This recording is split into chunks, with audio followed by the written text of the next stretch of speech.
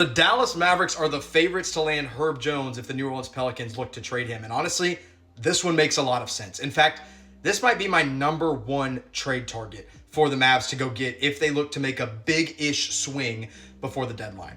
There's been a lot of talk about Jimmy Butler, but with the money that Herb Jones makes, the age that he's at, and really the perimeter defense that he brings, Herb Jones is a better option for the Mavs. Now, you look at his salary. He's only making $12.9 million. So, whereas in the Jimmy Butler trade, Dallas would have to gut some serious depth to even make the money work, trading for Herb Jones money-wise would be a lot easier. Now, making the talent work and making an enticing offer for the Pelicans is where things get a little bit tricky, because you'd have to expect New Orleans wants to get younger. They want to keep, I guess, leaning into what might end up being a rebuild based on the way they're spiraling to the bottom of the Western Conference right now.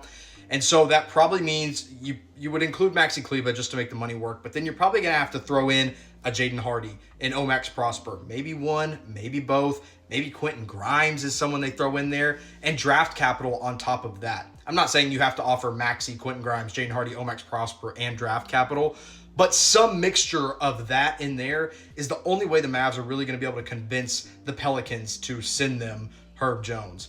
I think he would be absolutely perfect on this team. And if Klay Thompson is willing to come off the bench and play a sacrificial role, you put him in the Klay Thompson spot, and defensively, this lineup looks way better with guys like Jones, PJ Washington, Derek Lively. That lineup would bring the Mavs back to really leaning on defense as their strength and not just looking at being an offensive-minded team. They would be an elite defensive team if they added Herb Jones into that starting five. They're the favorites right now. I'm still a little suspect of how Dallas would actually get this done, but I would be really excited about it if the Mavs can pull this off.